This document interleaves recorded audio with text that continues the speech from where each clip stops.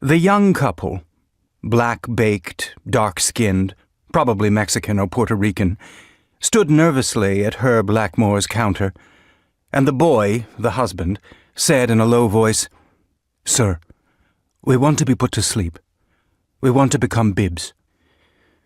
Rising from his desk, Lackmore walked to the counter, and although he did not like calls, there seemed to be more of them every month coming into his Oakland branch office of the U.S. Department of Special Public Welfare, he said in a pleasant tone of voice, designed to reassure the two of them, "Have you thought it over carefully, folks?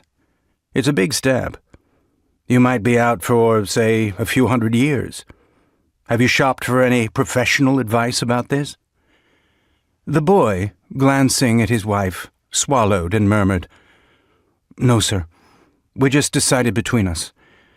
Neither of us can get a job, and we're about to be evicted from our dorm. We don't even own a wheel. And what can you do without a wheel? You can't go anywhere. You can't even look for work." He was not a bad-looking boy, Lackmore noticed. Possibly 18, he still wore the coat and trousers which were Army separation issue. The girl had long hair. She was quite small, with black, bright eyes and a delicately formed, almost doll-like face. She never ceased watching her husband. "I'm going to have a baby," the girl blurted. "Aw, the heck with both of you," Lackmore said in disgust, drawing his breath in sharply. "You both get right out of here." Ducking their heads guiltily, the boy and his wife turned and started from Lackmore's office back outside onto the busy downtown early-morning Oakland, California street. "Go see an abort consultant," Lackmore called after them irritably.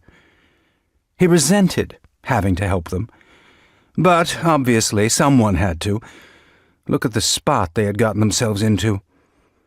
Because no doubt they were living on a government military pension, and if the girl was pregnant, the pension would automatically be withdrawn. Plucking hesitantly at the sleeve of his wrinkled coat, the call boy said, "Sir, how do we find an abort consultant?"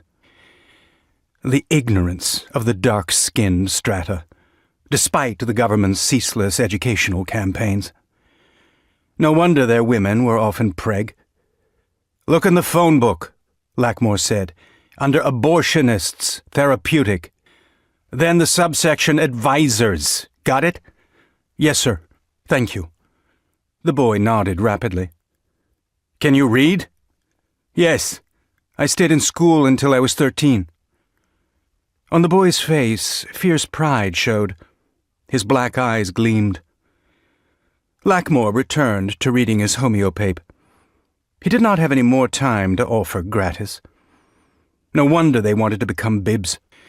Preserved, unchanged in a government warehouse year after year until, would the labor market ever improve?